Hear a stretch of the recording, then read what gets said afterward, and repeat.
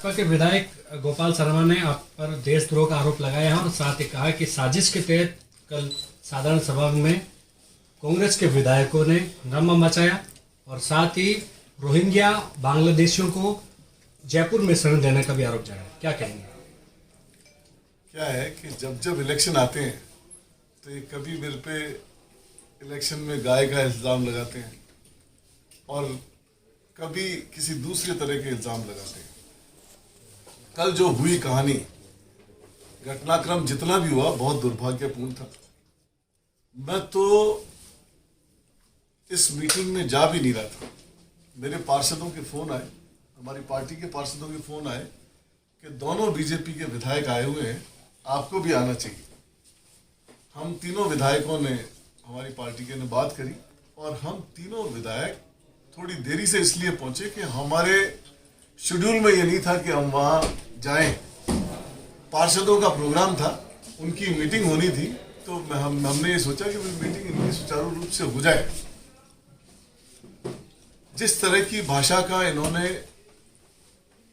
इख्तियार किया, जिस तरह की भाषा इन्होंने यूज में ली और लोगों ने बताई कि ये कांग्रेस पे आरोप लगा रहे हैं, तो हमारी मोरल रेस्पॉन्सिबिलिटी थी कि हम वहां जाएं और अपनी बात रखें। जैसे ही हम पहुंचे, कुछ पार्षद बोल रहे थे, गोपाल जी बोल चुके थे और एक दूसरे विधायक जा रहे थे जब मैंने उनको इशारा भी किया रुकने के लिए, लेकिन वो निकल गए। और पहले अमीन भाई बोले, उन्होंने बात रखी और मैंने बात रखी तो सारे मीडिया के साथी मौजूद थे वहां। मैंने ये बात रखी कि डेमोक्रेटिक तरीके से चर्चा होनी चाहिए।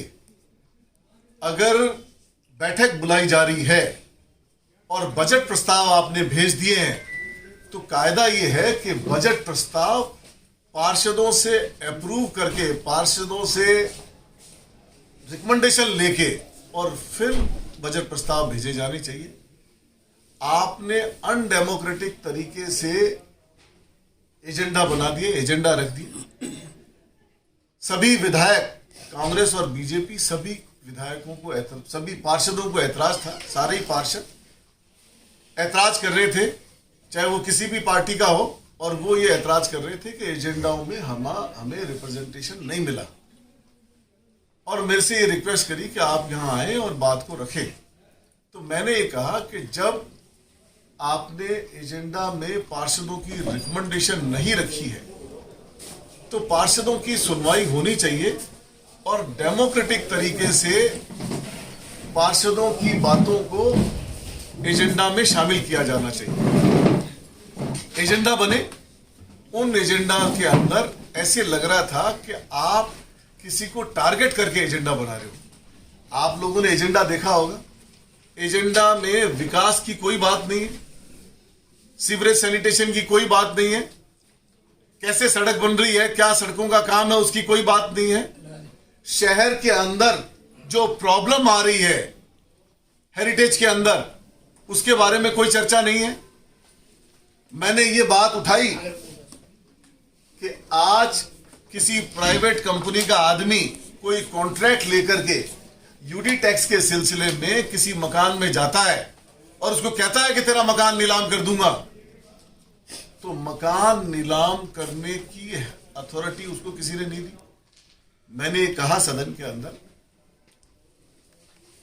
पार्षद दल की बैठक में कि जो एजेंडा है उसमें ये बातों का समावेश होना चाहिए था कि जब 300 गज तक का रेजिडेंशियल मकान और 100 गज तक का कमर्शियल जगह पे यूडी टैक्स अलाउ नहीं है, तो उन जगहों पे किसी ठेकेदार कॉन्ट्रैक्टर को जाने नहीं देना चाहिए।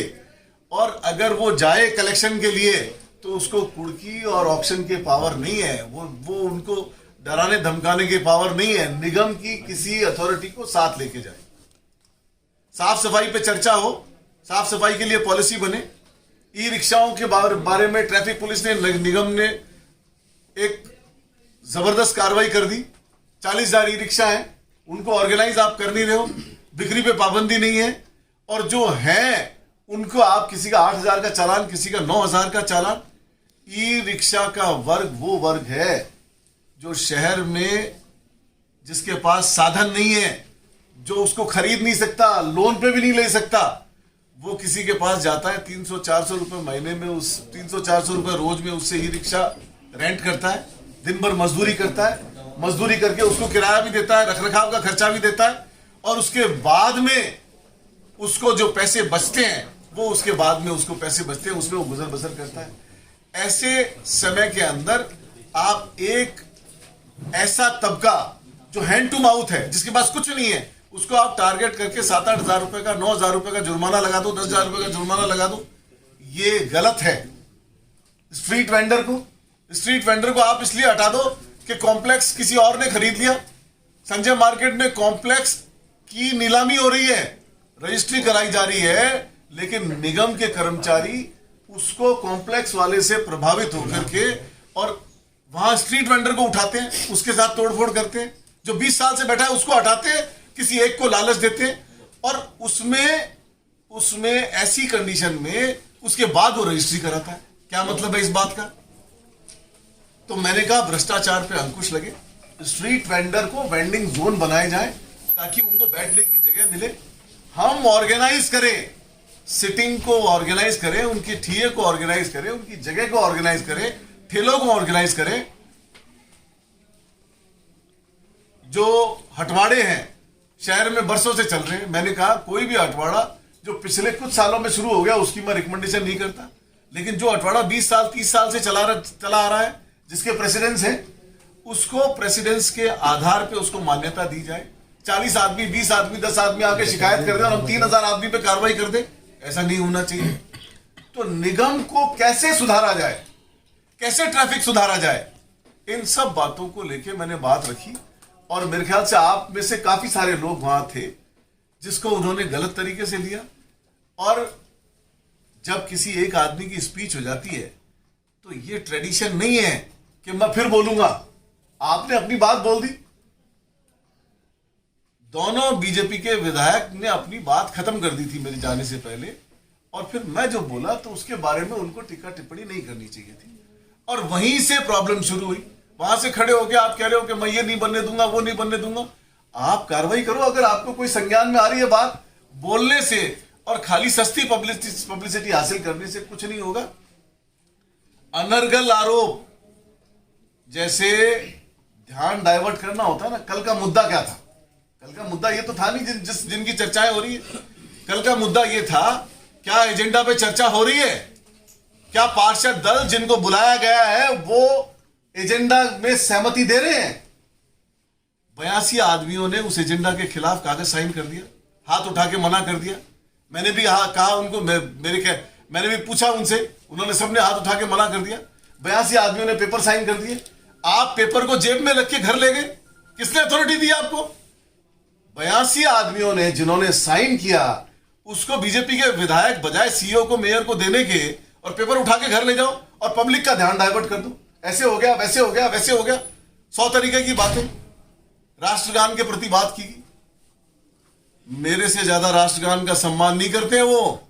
मेरी तो जब मैंने चार्ज लिया यहां, और जहां मेरी कुर्सी है, मेरी सीट के पीछे अगर सबसे पहली चीज अगर कोई लिखी गई है तो राष्ट्रगान लिखा गया है।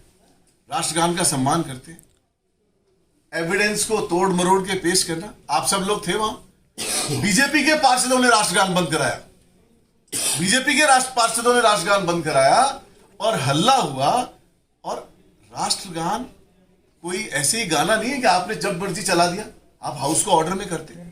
पब्लिक कोई कुर्सी पे खड़ी है, कोई टेबल पे खड़ा है, कोई वेल में खड़ा है, और आप आकर के राष्ट्रगान चालू कर रहे हो। पार्षदों ने ऐतराज किया, आपने राष्ट्रगान, मैं सीधा खड़ा हो गया राष्ट्रगान सुनते ही, और एक ही लाइन के बाद में आपने राष्ट्रगान बंद कर दिया। किसने चालू किया, किसने बंद कर दिया? फिर मैंने पूछा भी, ये एजेंडा आप इस तरह से पास नहीं कर सकते हो। क्या एजेंडा के फेवर में है सब लोग? सभी लोगों ने हाथ उठा के मना कर दिया। 80-82 आदमियों ने साइन कर दिए। उसके बाद में मैंने कहा कि जब तक ये कार्रवाई पूर्ण नहीं हो तब तक ये आप माइक को साइड में रखो और माइक को बंद करो, ये मैंने कहा। लेकिन आप आगे पीछे के इंसिडेंट्स को, वहां तो वीडियो रिकॉर्डिंग है, आप सब लोग मौजूद हो वहां, और जिस वक्त राष्ट्रगान हो रहा है मैं तो खुद वेल में हूं और सीधा खड़ा हूं। तो बातों को ध्यान डाइवर्ट करने के लिए आज दूसरी बातें आप बता रहे हो, दूसरी बातें बोल दी।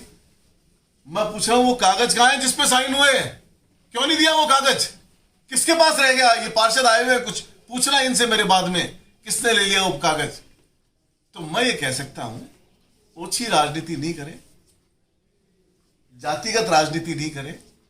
मुझे मालूम है कि आप इसी तरह के डायलॉग बोल के चुनाव जीत गए, लेकिन काठ की आंधी एक बार चढ़ती है, बार बार नहीं चढ़ती है।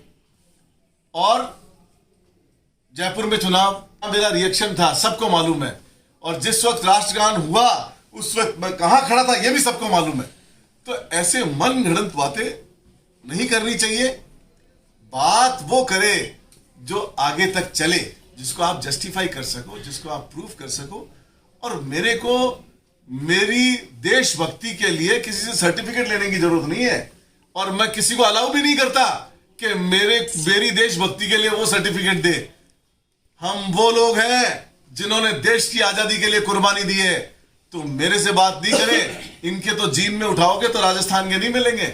मैं तो 7 पुश्तों से राजस्थान का बासिंदा हूं, तो इसलिए मेरे से ये बातें रहने दें। और मैं ये कह सकता हूं कि कल जो घटना हुई दुर्भाग्यपूर्ण हुई, और अच्छा होता कि एजेंडों पे सार्थक चर्चा होती। और आप सबसे गुजारिश कर रहा हूं कि मेरी स्पीच और इनकी स्पीच दोनों सार्वजनिक करें।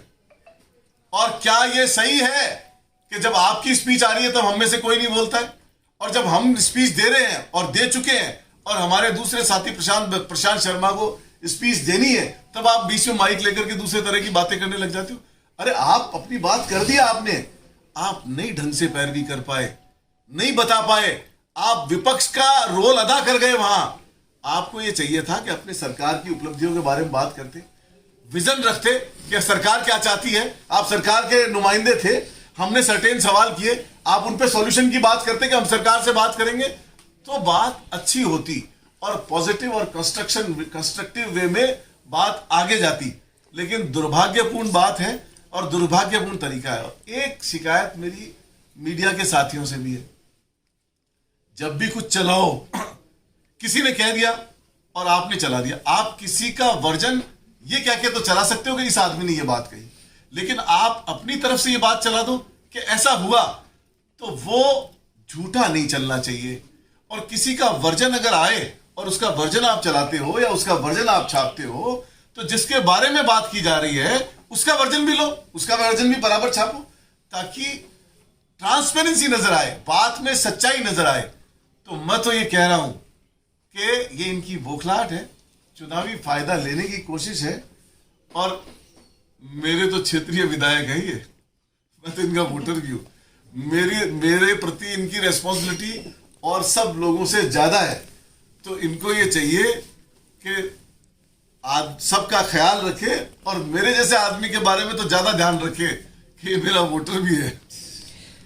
सर ये 2024 के जो चुनाव आने वाले हैं लोकसभा के, उसको देखते हुए मुद्दों से भटकाने की कोशिश कर रही है बीजेपी। मैं ये पूछना चाह रहा हूं कि वो एजेंडा का जो जिसपे साइन हुए, जिस एजेंडा के बारे में चर्चा थी, उस एजेंडा के खिलाफ जो मैंने सुना है कि 80-82 लोगों ने साइन कर दिए, वो कागज ये लेके चल दिए वहां से। ये नहीं बताना चाह रहे हैं, अरे वो कागज कहां है भाई? मीडिया के साथी पूछे किसके पास है, वो किसने दिया और किस हैसियत से ये वो कागज ले गए? ये किस तरह का काम कर रहे हैं? आजकल ध्यान भटका के क्या किया जाता है? ध्यान भटका के ये वो कागज लेके चंपत हो गए। तो इनको पूछोगे वो कागज। सर एक और बात कही कि जो है जयपुर को पाकिस्तान नहीं बनने देंगे। हो गया किसी के बनाने से कभी कोई चीज बनी है क्या? और अगर ऐसे कृत्य में कोई शामिल है तो इनको मैं कहता हूं कि कार्रवाई करें और मेरे को भी साथ ले लें, लेकिन हवा में बातें नहीं करें।